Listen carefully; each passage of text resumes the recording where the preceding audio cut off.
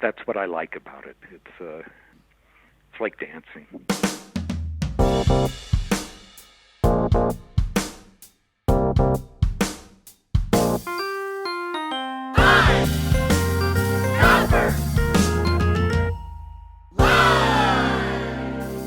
Hello, print friends, and welcome to the 23rd episode of Pine Copper Lime, the internet's #1 printmaking podcast. I'm your host, Miranda Metcalf. I release an episode every 2 weeks, and on the off weeks, I publish an article on the Pine Copper Lime website, which features images and maybe a bit more information about the artist I'm going to interview. I'm going to keep this intro real quick so we can get to the good stuff as fast as possible this week. First and foremost, thank you so very, very much to the Patreon supporters who make Pine Copper Lime possible. Thank you from the bottom of my heart to those of you who've been there from the beginning, helping keeping the good vibes flowing.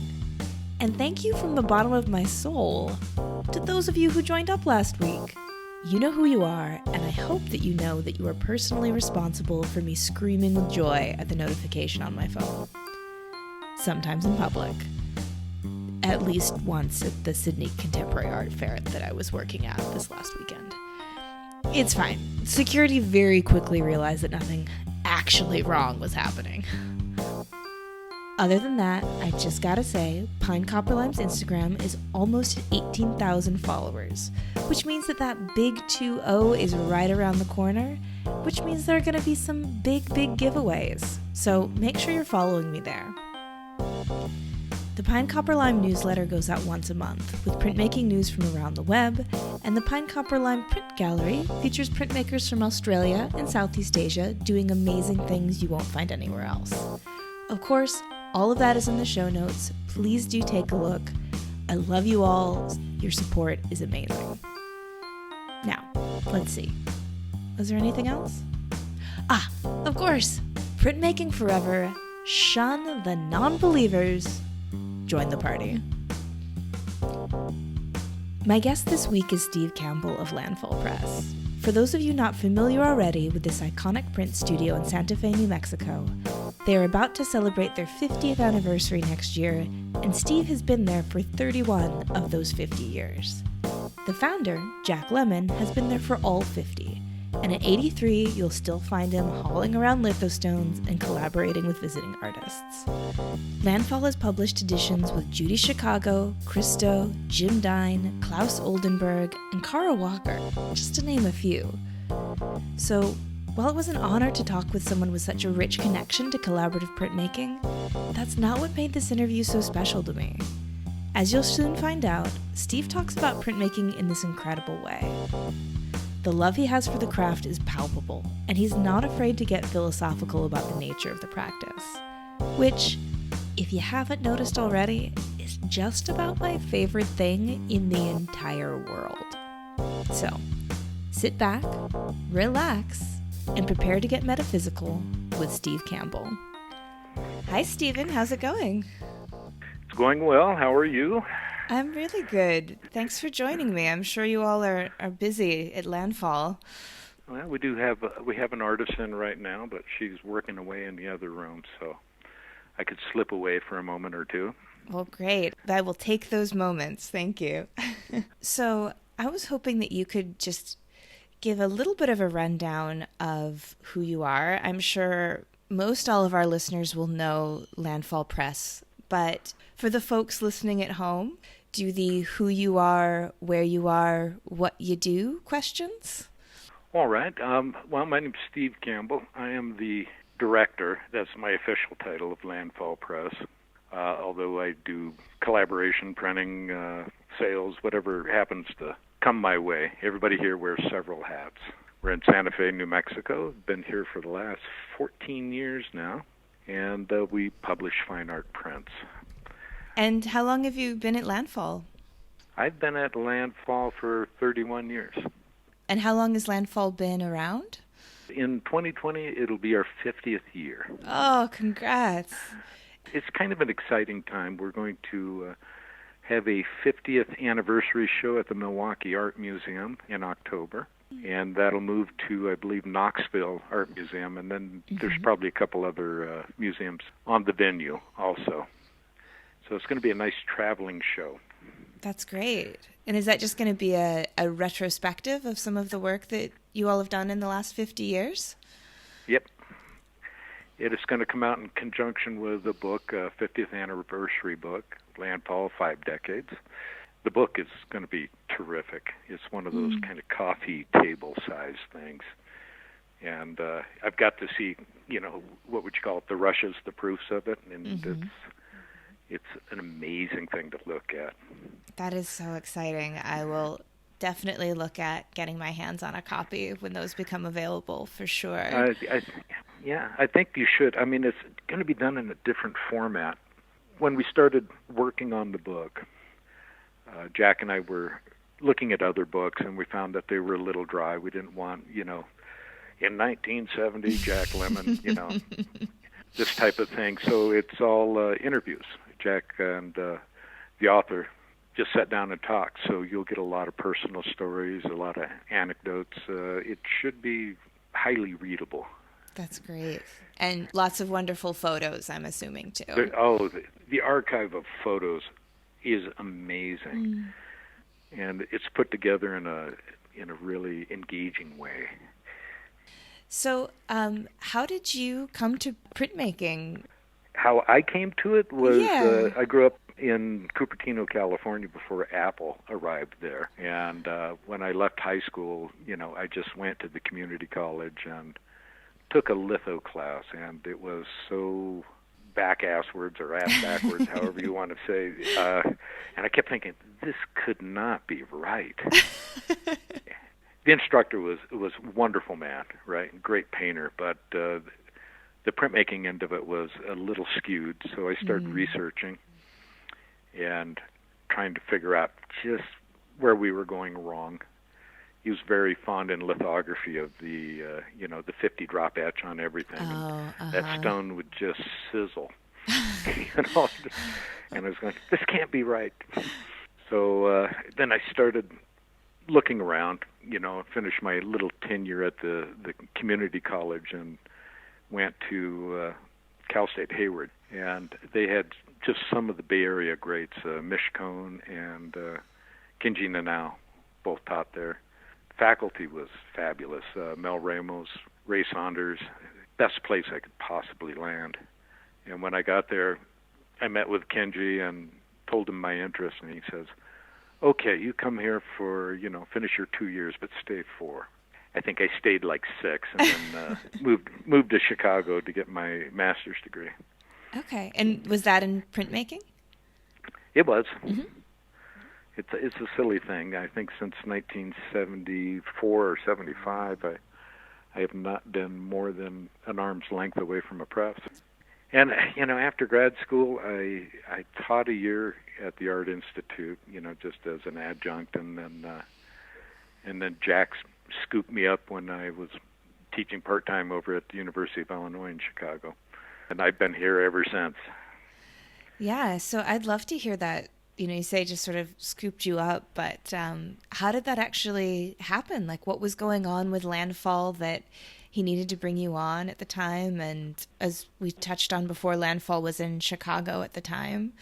Right. So I'd just love to hear about that time and how that transition actually came to be.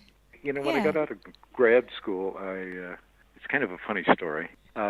Jack is an amazing guy, right? Very driven, ex-Marine. And very straightforward.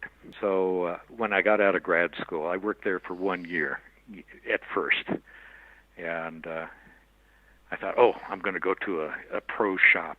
And I went in with my portfolio, which he was totally uninterested in. He has this criteria for hiring press assistants, which I still love. I was telling somebody about it today, which is he looks for somebody with big arms and a small head. So I go in, try to show him the portfolio. We talk a little bit, and I'm going, this isn't going well. I'm not getting a warm feeling. And he looks at me as I'm packing everything up, and he says, I suppose you heard I'm kind of an asshole. And I said, yeah, but I came anyway. And he hired me right then. He says, okay, start work tomorrow. So it's like, okay. So I worked there for about a year, and then I got a job teaching over at UIC, and then Jack got a job teaching at UIC. I was trained as a lithographer, and oh God, how did this happen? He was running through etchers over there and couldn't find anybody that he liked, and we were working at UIC together, and I was teaching the etching class, but I was staying like 2 steps ahead of the students. And he called me up and he says, I want you to come and print the etchings. I says, well, Jack, I'm not a trained etcher. And he says, yeah, but you're better than anybody else that's been through here lately. So I came in, took over the etching spot, and was kind of anchored in there for years. And then we had this really great printer come in from Iowa named Tom Reed. He's at Island Press in St. Louis right now. So he comes in, and I checked him out on the etching press, right? Great hands, great printer. And then I bolted over to lithography and kind of stayed there ever since. I'll go back to etching if I'm needed, but it's not my first love. I like it, believe me, but it's I'd rather be over on the litho side. Yeah. What is it about litho that makes it your first love and kind of where you like to be? It's interesting. Jack and the instructor I learned from, Kenji Nanao in California, were both at Tamarind around the same time, back in the 60s. Mm-hmm. And they were like, to me, they're 2 sides of the same coin. What I like about it, Kenji sort of taught the kind of spiritual method, right? It's like a choreographed dance, from the roller to the press, and everything runs smoothly. Jack's the same way. So when you're printing and it's all going right, it's like doing Tai Chi, I suppose. Mm-hmm. Everything has a movement. There's an economy of movement. There's floating of sheets of paper. It's transcendent, I guess. You can get lost in what you're doing. That's what I like about it. It's like dancing. Mm-hmm. And if you got a good assistant and you're on the same wavelength, it can be a really pretty great day. But on the other hand, if it's going to hell, it can really go bad. Yeah. And you can just sit over there and sweat bullets. I was printing, of course, you're familiar with Christo. And I was printing a Christo print, and something was just off. I wasn't getting what I wanted off of the print. And Jack, I'm walking by, and I said, Jack, come over and confer with me for a little bit, and I want you to look at the stone and look at the print. So he looks at the stone. I'm explaining what I'm not liking. He looks at the print. He looks at the stone. He looks at me, and he says, you're not listening to the stone. And he turned around and walked away. And I was like, that sounded more like Kenji than it did Jack, right? Yeah. He got very zen on me all of a sudden, but I just stepped back and then made a few adjustments and was quite happy. It was the weirdest thing to say to somebody, but, it worked out real well, and I remembered it. I wait for opportunities to tell that to other people. Oh, I bet. It's so good, though. You're just not listening to the snow. Yeah.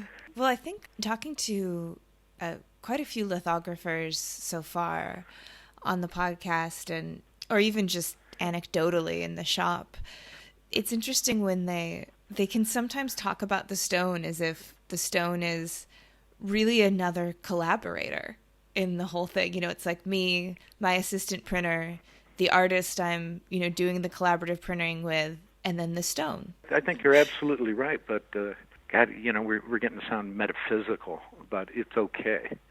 I mean, each of the stones have a different characteristic and a different personality. You're right there. Paper's the same way, too, that it's kind of a breathing thing. If you have one humid day, it'll give you problems the next day when it dries out. Registration changes. And down here in the Southwest, it is so dry that if you have a humid day, it'll throw everything off. Not a lot, but just enough to be an annoyance. Mm-hmm. But I would agree with everybody you've talked to. Everything's got a character to it, and you just have to listen to it. And I even had, I think it might have been Elizabeth Jean Yance. We had a conversation last week, and I think she might have even said, look, the limestone, it's made out of things that used to be living, right? And that's a good point. yeah, it's skeletal fragments and things from the ocean, like marine organisms, and maybe there's just part of that personality has to do with the fact that it was once alive, But this comes back to another thing we were talking about, lithography, and I know for both Jack and I, one of the pleasures of it is that it engages all your senses, graining the stone, the touch, the feel, the sound, even the smell of everything. So, it's a state of high awareness, everything you're doing. And that's another attraction about the whole thing. And years ago, Kenji had talked about a correlation between printing and meditation, where you are repeating the same motions over and over again. And you do kind of get to an altered state when it's going well. Mm-hmm. It's a different kind of altered state if it's not, but we try to avoid that part.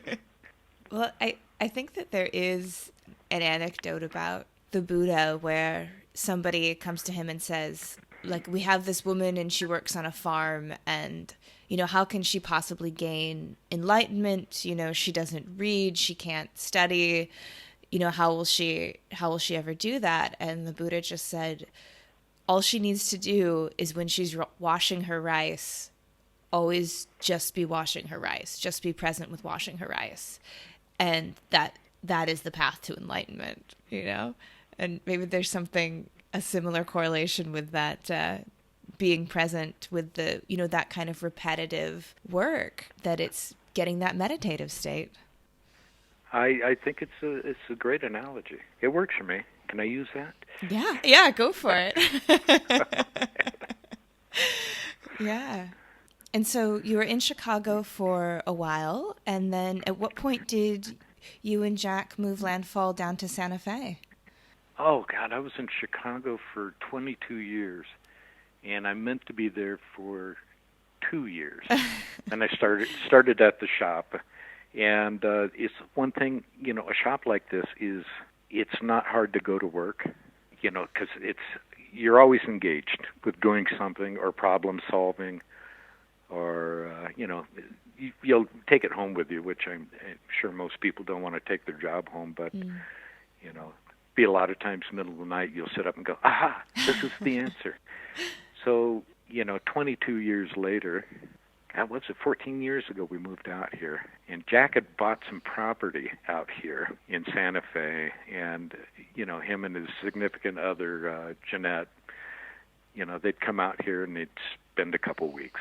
And then they'd come out here and spend 3 weeks, and then it was a month, and then it was the whole summer, and so he's spending more and more time out here. And I'm from the West, like I said, I'm a native Californian, but my family are all kind of Utah, Oregon, desert people, which kind of sounds like hill people. No offense to any hill people, but there is a correlation. But so we were printing in Chicago, and I knew he wanted to get out, and we're talking to each other over the press, and I don't even think he finished his sentence. He says, hey, if I wanted to move the shop to Santa Fe, would you? And I said, oh, yeah, I'm there. I'll go. And it's been great. I love it out here. Good. What was the transition like? Was it like a big jump to kind of go from like the big city, the kind of arts hub, to obviously Santa Fe is still an arts hub, but it's got to have a very different feel to it. I transitioned really well. I like going to Chicago. I like visiting Chicago. I didn't like living in Chicago, though. And I'm sure there's a bunch of Chicagoans that are going, Steve. But it just wasn't for me. I've got friends that still love it. It just, there was nothing for my eye to settle on that wasn't man-made. And that's why, for me, it was beautiful transition. What does Landfall look like now? Like, how many people work there? How many editions are you printing a year? What's the kind of the current state of Landfall? We both agree this is probably the best incarnation of the shop yet. We were at another spot when we first moved here, and then as we were talking, the area became popular, and you were forced to relocate. But we have about 5,000 square feet. Jack, the owner, and myself were the two principal printers. I have another guy named Josh came up from Tamarin, and he's quite good, and he also prints with us too. So there's 3 printers, and then my wife, Chris, runs the front. Thank God, she's the only one of us that can add. So, and actually sounds pleasant on the phone. The rest of us are kind of pick up the phone and say leave a message or leave me alone. Yeah. But, I'd love to hear a little bit more about how it came to be, and how you and Jack were building up Landfall, to become what it is, and to be in a point where you've printed for incredible artists over the years and really become so established. Like, how does that go from idea to reality? you got to just hand it to Jack primarily. It's always been his mission. I've sort of worked my way up through kind of being the last man standing continually, So, people will leave and I just won't leave, But Jack is the moving force here. He's the guy that picks the artists, gets them in. I do a lot of the collaboration. Jack does too. But, he's remarkable on the choices. I think we did the first Christo print here in 1970, or in Chicago, or at Landfall, even better. Jim Dine, of course, Claes Oldenburg. That was pretty great. I got to do that collaboration. I was so excited. Yeah. And I think the funny thing on it was he's a real perfectionist, right? And he's into the minutia of this. So, we got all the matrices made, and I proofed these things, and I would send him a print, and I'd come home, and I'd look at Chris, and I said, yeah, Claes Oldenburg called me today, and we had a great conversation, and I'm feeling pretty cocky about the whole thing, and then I had to reproof. It was a great print, and it was a great experience, So the Milwaukee Art Museum holds our archive. Right. What the archive does contain is all the information, from every print, from notes to preliminary drawings to proofs that are not realized, and it's pretty marvelous. Klaus sent me a letter that I wanted to keep so bad, but it went into the archives. So I get this letter, I open it up, and when I unfold the paper, it's a piece of, what was it, 1/8-inch graph paper, right? And 4 of the grid in the center are colored in green. And there's a circle on it, and it says, try this color, Steve, Klaus. And that was all that was on it. Wow. And it was beautiful. It was so minimal. Yeah. And I was going, I want this. But you can see it at the Milwaukee Art Museum. Yeah. Maybe for people listening who aren't super familiar with that kind of idea of a shop and its archive, would you maybe speak to that relationship a little bit and sort of how that formed, and then what sort of just technically that looks like between Landfall and the Milwaukee Art Museum?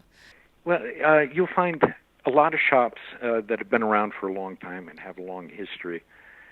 Like I said, all the archival material is saved, and it is stored, and it is cataloged, because it's an important part of your history. I think several shops, Lawrence Lithography, I think their archive went to the Spencer. The Art Institute in Chicago, I can't remember if they have Gemini or ULAE, but they have a shop archive also. Museums acquire them, and they go into their print study rooms, and this way it becomes invaluable as a teaching tool. At the Art Institute, students can go in and access all this, and they can see the process of how the print is created and made. From a preliminary drawing, to proofs at, and we do that at the shop. We proof everything several times, different colors, until something resonates. So you can see all the different versions that the proofs go through before you come up with the final BAT or RTP or whatever you want to call it. And then that is a lot of time included in the archive also. So you can see the entire process. And it's, I think it's, as a teaching tool, it's invaluable. Yeah. And that's an active, ongoing relationship too. So it sounds like you continue to send them editions and any kind of documentation that's significant around it. Yeah. It depends on the agreement with the institution. Let's see, Milwaukee, I think, got our first 30 years. And, and that's all the contract was for. So, we're sitting on another 20 years of archive material right now. Yeah. So, they might pick it up, they might not. Hopefully they will. I think it should all go to one place. Yeah. Yeah. Can you hear me, Milwaukee? Yeah. So, when you talk about these shops that have been around for a long time, like you guys, like Lawrence Lithography Studio, like Gemini, and I think a lot of times people really, understand that tradition, maybe more in the 20th century. Like these really big name artists who are doing sometimes large scale sculpture work, but then coming to a print shop to collaborate and do works on paper. And I'm wondering if in your experience or your estimation of what things are like now, if that tradition is still alive and well. And I feel like it is from my point of view, but I think sometimes people from the outside of print shops looking in think of that more as 20th century, I guess. I don't think it's quite the same anymore. Uh-huh. It used to be, private shops or print shops. You would have a stable of artists that you worked with that came to you. You were talking about you get sculptors in, painters in, and it's very seldom that you ever get a printmaker in the shop. Mm-hmm. But it is a little different nowadays. I don't think it quite has the same cachet that you can ask an artist in, and they'll go, well, I don't know if I have time, let me check my schedule, instead of, hanging up the phone and having them at the door almost immediately. It's a little different, in my estimation. It's and it's a little sad too, because we love making prints, but I think the digital world has kind of hurt us a little bit on that. Chris always, well, she's the vice president of the shop, but she always refers to printmaking of the redheaded stepchild of the mediums. Do you think that maybe a little bit of that sort of transition, do you think that comes from the digital world or lack of education? So for even when the, contemporary artists now, when they've come up and they've gone through art school, they don't get to have that falling in love with the medium and excitement to return to it? Or where do you think it comes from? No, I think that's definitely an element. Part of it's technology, part of it's education. You don't see it anymore, and everybody can just, go to the Epson and make a print. I mean, we've used, digital elements in prints, and I'm all for, having those tools, but then we always print on top of them afterwards. Kind of a hybrid, but we've never just turned out a giclée. Right. Please don't. Sounds like a dirty word, doesn't it? It does. Yeah, but I pronounced it with a little elan. Right. If it's French, it has to be classy. Yeah. Absolutely. Oh, speaking of classy French things, did you look at the website at all? Uh-huh, yeah. Yeah, did you see our old French press? Yeah, I think so. It dates from 1870. It was originally steam-powered. It's a fabulous machine. They still use them in Europe all the time, but I don't know if... I think we've got the only one operating in the States right now. And it's pedigree, supposedly, but, I don't have any, we'll go French again, providence on this, that it printed both Lautrec and Picasso. Oh, my goodness. At least that's what I've heard. Yeah. And you said it's used to be steam-powered? Yeah. That's remarkable. It's converted to electric right now. Yeah. But it's quite a gadget. There's a YouTube video with our machine on it, but once we got that out, there's a print shop in Idiom in Paris. Mm-hmm. Oh yeah. Well, they put one out that David Lynch produced and shot, and it makes ours look a little sad at this juncture that it's not David Lynch, but it's still kind of fun, and you could see the crew working with it.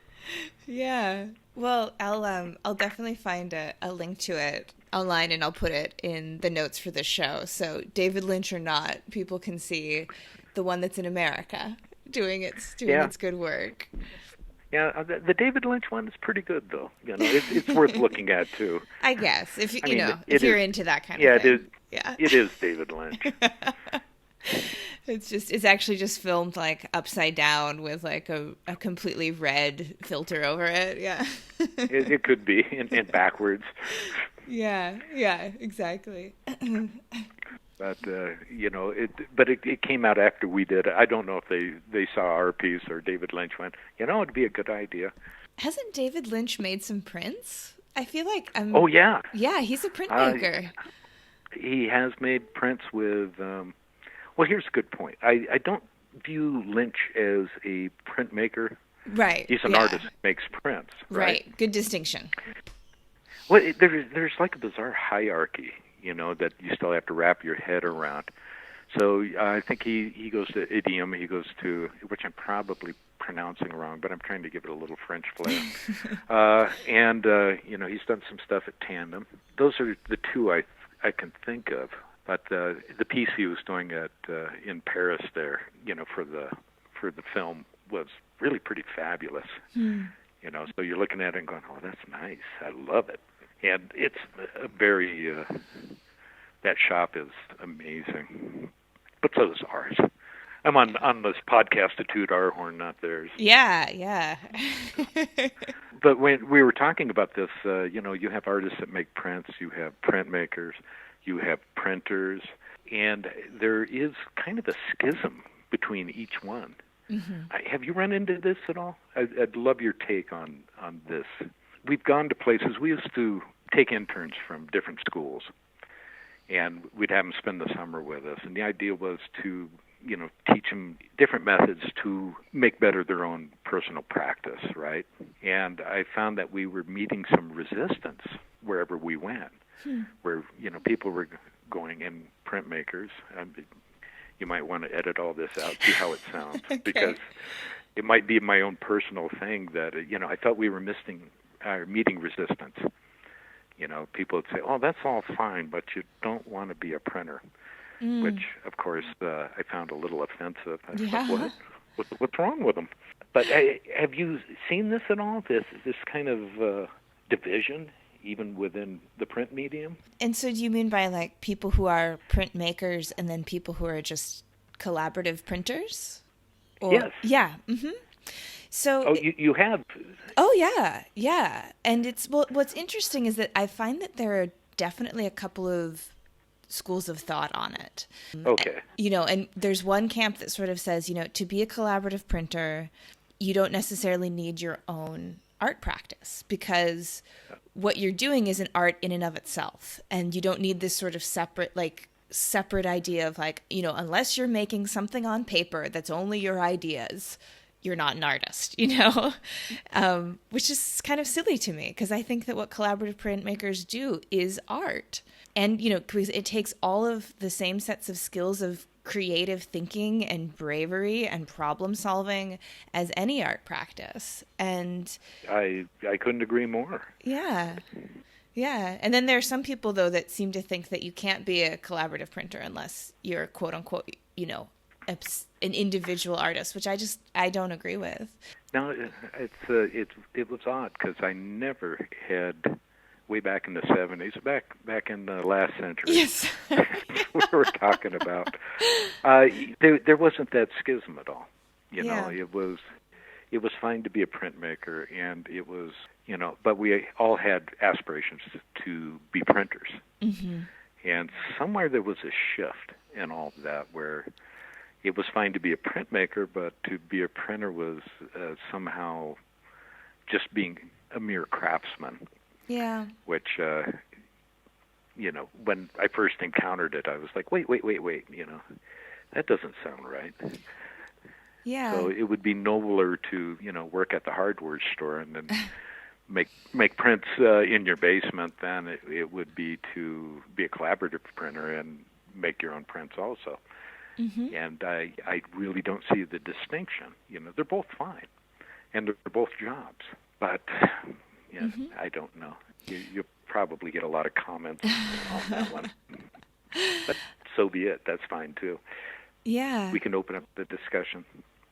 Let's do it. Because I think it is an important thing to address, and I think of two things when I think about it. And one is that it goes back to that artificial hierarchy between art and craft, just in general, that exists. You know, that it's completely made up, and you know that the whole world is set up to create hierarchies because people profit from them, and you know, and so you can charge more for a woodcut that's on a piece of paper than if it's on a T-shirt, because it's, even though it's the exact same woodcut. You know, this kind of like idea of just hierarchies.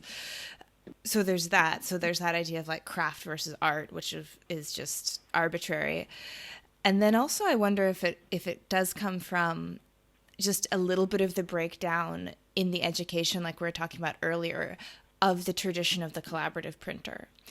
And, you know, when you look back and you see like you said, like Picasso, it was a time that was like, if you were a practicing artist of some repute, you were making collaborative prints. It just happened. Absolutely. It just happened. And it wasn't thought of as, you know, as coming down, you know. No. You know, making prints was as high an art form as anything else you could possibly do.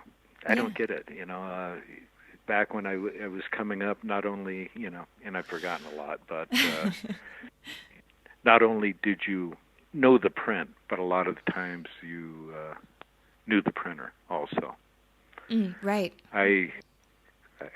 Jack introduced me to Picasso's printer, the guy that printed his etchings, and what was his name? Aldo Kromelek, I think. And I just became speechless, you know. I was just starstruck, you know, kind of kicking your feet, couldn't make eye contact, and kept going, whoa, shucks.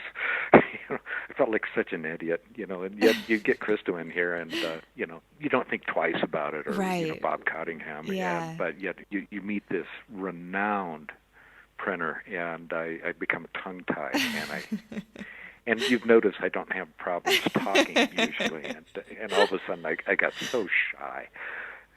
Yeah. Much to everybody's amusement, I'm sure. I'm sure.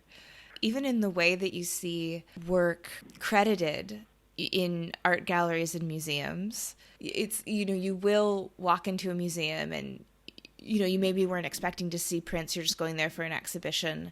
And then you see a print and you see, you know, the way it's framed, they've completely cut out the chop, and there's no, you know, and you look at this and you're like, I know this person isn't a printmaker. Like, I know they didn't do this 4-color lithograph themselves, you know? And yet there's no credit given on the wall tag for the shop, let alone the printer. And that's not helping. Some museums will. Some will. No, it isn't. I agree. You know, we've been cut out of monographs entirely. You know, there'll be, you know, prints that we've done, and they'll say, oh, you know, this was gifted to the museum by so-and-so. But, you know, we'll be cut out of the equation. But it happens, and it's always hurts a little. But, you know, good museum will credit the shop. Yeah. Some of the best books I've seen not only, you know, credit the shop, but they'll say who printed it and when. And that's exciting little backstory stuff. And it's not so much an ego boost, because I'm not saying I want to see my name or Jack's name or, you know, any of our friends' names in particular. But it's interesting. That's what I loved about the Art Institute in Chicago, the print study room. Mm-hmm. There is, not only could you find, you know, a Manet print, but you can find who printed that print. And you get a little more into the wonkiness of it all. Mm-hmm.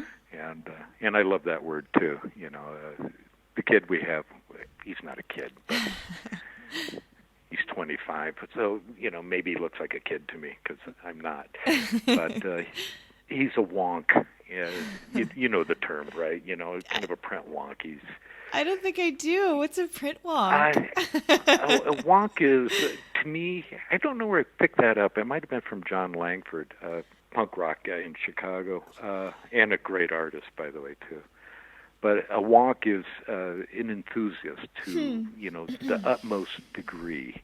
You know, it's like a nerd, but a little more on steroids. You know, Right. He's not a nerd. He's a wonk. He's a wonk. Maybe we can get that going. Let's I get like it into the lexicon.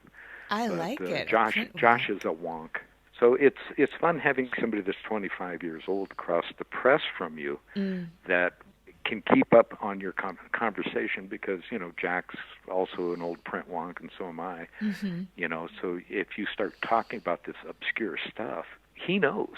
So, you know, it means that there's hope, that, you know, a good job's being done down at, you know, Tamron to educate the kids. Yeah. You know, because you're getting these nerdy, wonky kids coming out. That's how we like them. Yeah. I don't know. I like it a lot. Yeah. Yeah, we've talked a little bit, obviously, about that lack of education and just lack of general understanding, and sort of probably therefore reverence for collaborative printmaking process is not as prevalent as it was. But it's not. I could get out into the weeds on this too. Yeah. You know, where, you know, you're wondering how discreet to be, because you know, I think a lot of people listen to you, and I'm a recent convert also, but I'm not seeing it in the shops anymore. Mm-hmm. You know, I also do the sales for Landfall, which means that if a university has an art museum, you know, I'll go there and of course try to sell them our editions. But I always go to the print shop afterwards, and some of them are not in the best condition at all, which saddens me. Yeah. Although, God, where was I? I was up in Lincoln, did the whole sales pitch, right? Walked over to the print shop, and it was at the tail end of the class, and it was packed. Yeah. You know, and it was really kind of exciting to see the energy running through that etching shop. And I went and introduced myself, and I was looking at kids' work, and then, you know, I the plates looked great. The prints were not pulling everything that they could out of the plate. And I just asked her very politely, I said, can I stay for a little while? You know, I just don't want to go back to the hotel and start drinking. By the way, somebody brought me a bourbon, so I'm back to it. Beauty. So, you know, I stayed for a couple hours and just worked with everybody and talked with everybody, and I had a marvelous time. Yeah. But so often, there's not that level of energy in the shops, and not that level of education. And I don't know where that's coming from. That, you know, there's not the excitement that, you know, that was in the Bay Area in the 70s, or, you know, some of these other areas, you know, it was Iowa, where my friend Tom Reed, who I mentioned earlier, was out of. They had a very exciting printmaking department, you know, and it was renowned, you know, back in the old days, you know. But I don't know, other than Knoxville and Beauvais and Lyons, I don't know, you know, where the energy's at anymore. Maybe you would know, but you know, back when I was coming up, it was Iowa. Stanford and Nathan Oliveira was huge, He was a marvelous influence on the printmaking community. Mm-hmm. But I'm a bit out of the loop. I just don't see that kind of energy anymore. And I think that addresses what you were talking about, right? So obviously you've seen a shift, and I just waved my finger at nothing in the air here in front of me. You've seen this. I'm wagging a finger. Yeah, this is important. So it's a couple of things come to mind, and one is that I see the energy and the excitement about printmaking a lot in the digital sphere. There are printmakers that have 300,000 followers on Instagram. That's incredible. And there are, people really connecting that way. So I think that that's significant, and in a way will be printmaking savior. And I say that because, when you sort of say you go to these universities and you're wondering where the excitement is, and I think that it's doesn't come from the students, the kind of lack of engagement, because any well-funded print shop I've ever seen has the energy in it. And I think it's the administration, and that it's sort of a cycle where, the people in the administration want to make cuts, they want to not fund things, and they don't understand what printmaking really is. So they look to do that, and they look to make cuts in the arts first, of course, most in any situation. Absolutely. And printmaking, I think, suffers quicker and more significantly from the cuts. And I'm sure that, speaking of controversial statements, I'm sure I'll be getting letters from painting departments around the world for that. But really, I think because it's so community-based, because it's so shop-based, because you have to have that press and you have to have a technician who can fix that press when it breaks down to make these things work. It's like, this hurts us. And therefore, all right, I can talk to this when you finish your sentence. Oh yeah, no. But I think you get where I'm going with it, which is just, I think it's administrative cuts within larger university systems, that they go for the arts and they go for printmaking, and because printmaking is a living, breathing community, in order for it to thrive in a university setting, you pull one of the legs out from that table and it becomes unstable pretty quickly. I couldn't agree more with that assessment. It's funny. This goes back to me referring to printmaking as the redheaded stepchild. Right. It's usually the first thing that if cuts happen and cuts come down through the art department, they start looking at print kind of critically, which is sad. But I'm going to go back to talking about Cal State Hayward and my own experience. It was one of the few places that fused all mediums. Printmaking was as important as sculpture, as important as painting. So there's no hierarchy. And what they always maintained at that time is, we're not training painters, we're not training printmakers, we're training artists. And this is just part of your vocabulary as an artist. Right. You should be able to sculpt, you should be able to paint, you should be able to make a print. And all with ease. Things tend to get a little boxed in. You get labeled. And I think that's been one of the downfalls of all this, and I'd like to see it come back around full circle again. Well, I do see incredible excitement, like I said, in the digital sphere. I think that printmaking is exceptionally well poised to survive art sales transition to the digital world. Because it's graphic, I think it reproduces much better in a photograph than other media. And it also often is on paper, although not always. Therefore, it makes it easier to ship long distances. So it's got a few physical characteristics that make it, as I said, well poised to survive galleries moving online and that sort of thing. Hasn't that always been the allure of prints and collectors, is that it is the most democratic? Yes. Or, proletariat of all mediums, is that you can't always afford a painting, but you can almost always afford a print.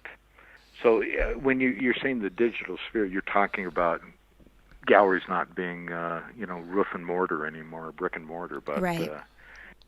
Just becoming digital. Yeah, or being brick and mortar, but having, say, half of their sales come from online sales. That sort of thing. That's very true. We don't get a lot of traffic through the shop, but almost everything either comes from me going to a place and showing the prints, or online. So it's imperative to have an online presence. I fully agree with that. And it has a performative and dramatic element to it that makes it really also, I think, well suited for some sort of digital promotion. As the 2 or 3 seconds of pulling the paper up from the final plate or keystone or whatever you want to call it, and that moment is magic, no matter how many times you've seen it done. And I agree. I like the term as the reveal. Yeah. And even for printers too, it's great to pull that sheet off of the whatever matrix you're using, be it etching or litho. It's always a little giddy thrill. Mm-hmm. I think one of my bigger downfalls is when we're editioning, and we're a production shop, so time's money, right? Right. You got to get this thing done, and I'll pull a print off and just tend to kind of linger over it a little bit, going, "Oh, hey, this is really nice. I didn't notice this over here before." And then somebody has to pull me back to reality. Right. There's still 50 more to do. Oh, yeah, sorry. Yeah, I love that. And so I do think there are some, I'm not someone who likes to give energy to the negative. And so I don't, not to say that I think we should ignore some of the institutional support crumbling for printmaking, but I see people so excited for it and so interested in sharing and connecting.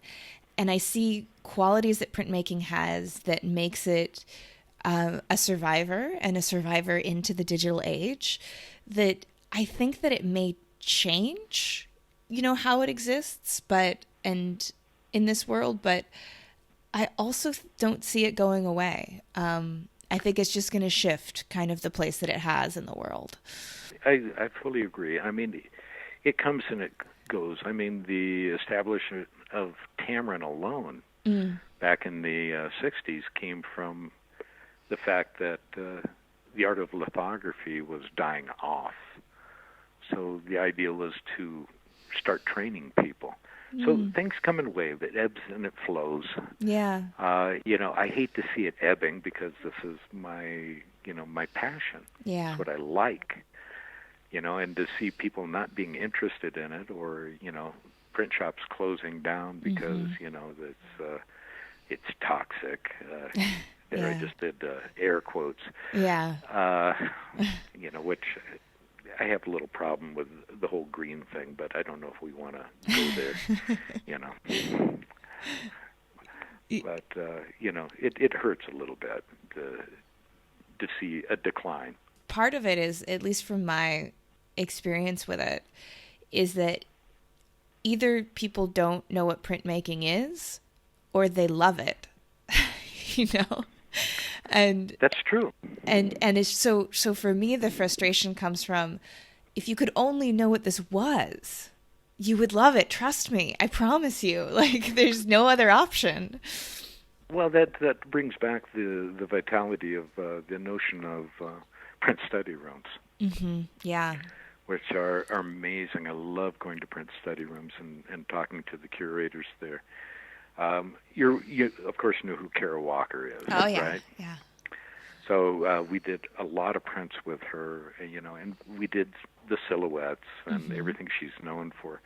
But we were looking at her sketchbooks, phenomenal sketchbooks. You could become lost in these things. And we wanted to kind of show off her drawing skills. And you'll appreciate this, too. And she does that kind of antebellum type of work with slavery as the subject, and really powerful stuff. So we spent an afternoon over at the Art Institute in Chicago, and Mark Pascal was kind enough to show us Goya's Disasters of War, which she loved, looked at, and then came back and produced, I think, 4 or 5 prints influenced by Goya, and they're amazing. You should look them up and see if you can find them, or you can write Chris and ask her to send you the images, so you can see the influence, and yet she made them uniquely hers simultaneously, which also has that line of continuity, from, and that gets back to one of the other things that I really like about making prints. No matter whether you're making an etching or a lithograph, an etching, for instance, you have a line of continuity all the way back to Rembrandt. Yeah. It's done the same exact way. Lithography, you have that line of continuity all the way back to Sinnefelder, and it's exhilarating, to think about it, that this has continued over hundreds of years. It's phenomenal. But, you can probably tap Chris if you want to see these walkers. Yeah. They're phenomenal. Yeah, I definitely will. So kind of talking about the past and the current and all of that sort of thing, I'd love to hear what's on the horizon for Landfall. What projects are coming up that you all are particularly excited about, that people should be on the lookout for if they want to follow you? Project-wise, I have a Korean artist named Ji Ha-moon in here right now, and she's doing a terrific print. I might even be neglecting her as we talk, but she's very patient with me. And Tom Huck is going to be coming in. Gada Amir will be coming in the fall. So, and we're going to do a little Nick Cave print also. Oh, that's great. So we have, things cooking, and then it'll be a focus on getting the 50th anniversary show up and going, and taking everything out there, and having that celebration of 5 decades of the shop, which I'm kind of thrilled about. I was there for the 25th. Of course, I've been here forever. I had dark hair when I first started working here. But that's what's on the horizon. I love That's what we're working towards. And where's the best way people can learn about the projects and follow them? Newsletter, website, Instagram? Website is the best hit. Yeah. Which is landfallpress.com. And I think that's the best way to contact us. None of us are, we're still firmly entrenched in the 19th century, 20th century. Yeah. Some of us back to the 14th century, but we try to keep up with the whole digital stuff, but I end up scratching my head. One of the jokes around here is you have all these printers here, but none of us can use a printer in the office without asking for help. But you can find us online. Great. You can always drop us a line. That's info@landfallpress.com, and we'll try to get around to answering you. If I think Chris is the only one that actually knows how to type. But I love it. And if you're in Santa Fe, you can always drop by. Yes, I really hope to visit sometime in the next year or so, because I've got dear friends in Santa Fe. You definitely have to come by. Yeah, and I would love it. It was an absolute pleasure talking to you, Steve. Thank you so much. And a pleasure talking to you, and I hope you get something good out of this. Okay? I know I do. I was really excited when we were recording. I was like, it's so good. So have a great afternoon printing, and I hope we can talk again sometime in the future. Oh, I would love that. Okay. Well, thank you, too. Thank you, Steve. All right. Have a good night. Bye. All right. Bye-bye. Well, that's our show for this week. Join me again in 2 weeks' time when my guest will be Jill Graham, a fine art collaborative printmaker, Tamrid master printer, and a tech at the NASCAD Lithography Workshop in Halifax, Nova Scotia. We do a deep dive on collaborative printmaking, having an artistic career while being a mom, and working with the West Baffin Eskimo Co-op at Kingate Studios in West Dorset. She's a delight. You're gonna love it. Join me then. And then I promise that's my last lithographer for a while. I know there's other media, but you marry a lithographer, you just end up talking about lithography a lot.